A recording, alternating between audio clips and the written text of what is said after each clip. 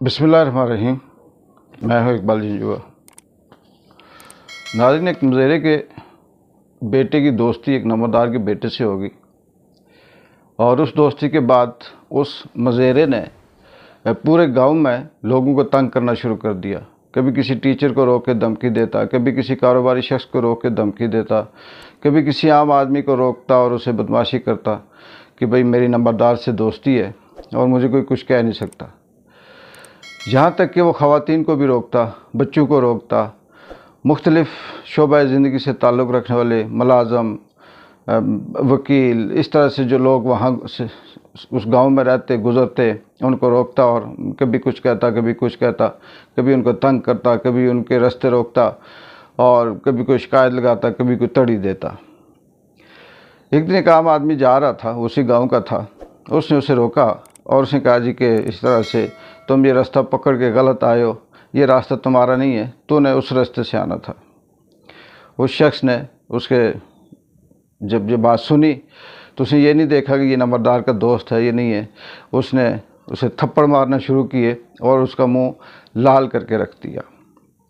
वो उसने बड़ा कहा कि मैं नंबरदार साहब से बात करूंगा, मैं फ़लाने से कहूंगा। मैं उसने कहा जा, जिससे जो मर्ज़ी कहना है कह, हम देख लेंगे, बाद में बात कर लेंगे। और इस तरह से उसने जो उसकी धांधली, धौंस और जो दबदबा था वो उसने सबक सिखाया और उसके बाद उस मज़ेरे ने दोबारा से कभी किसी को नहीं रोका और ना किसी को तंग किया।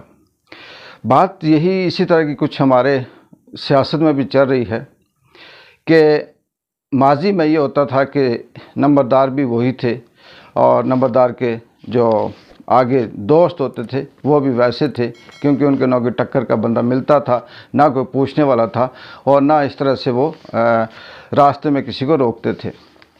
इस दफ़ा गलती से ये हुआ कि नंबरदार के जो दोस्त थे उनकी टक्कर इमरान खान जैसे एक बंदे से हो गई और वो आए रोज़ जब से उनको दोस्ती हुई और जब से उन्हें ये इख्तियार मिला कि अच्छा ठीक है जी, आप जो कुछ चाहें कर सकते हैं, उन्होंने इसी तरह से इस मुल्क में लोगों को रोकना शुरू किया। किसी के ख़िलाफ़ केस, किसी के ख़िलाफ़ एफआईआर, किसी के ख़िलाफ़ इल्ज़ामात, किसी की ऑडियो, किसी की वीडियो, किसी के झूठे, किसी का कुछ, जो कुछ आया उन्होंने करना शुरू किया। लेकिन आगे टक्कर का बंदा इमरान खान था।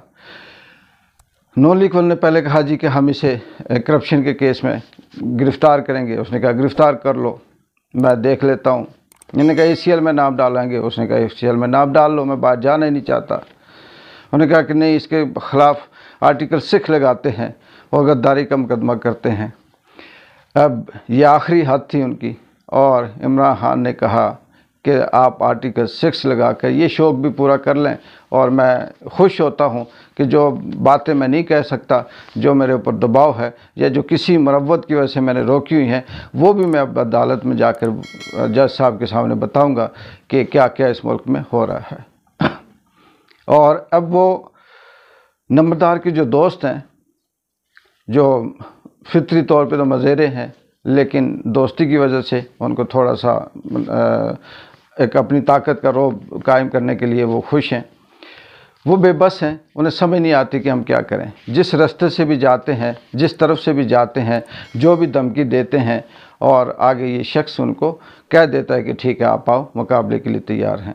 इलेक्शन का एक दिन बीच में आज का है, कल इलेक्शन है और ये इलेक्शन इस पूरे पाकिस्तान की आवाम की सारी सियासी जमातों की किस्मत का फ़ैसला करेगा।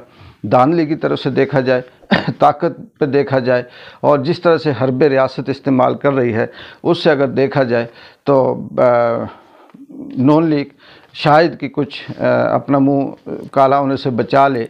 लेकिन दूसरी तरफ अवामी रिएक्शन देखा जाए तो सरेआम पता चल रहा है, वो लोग जिनको ये खुद गाड़ियों में भर के लाते हैं, वो लोग जिनको फैक्ट्रियों में छुट्टी करवा के ज़बरदस्त फैक्ट्री मालकान को तंग करके धमकी देकर ये लेके आते हैं, वो लोग भी आगे कहते हैं कि हम पाकिस्तान तहरीक इंसाफ के हैं हम इमरान खान के साथ हैं, लेकिन हमें नौकरी से निकालने की धमकी दी गई थी, इसलिए हम इधर आए थे।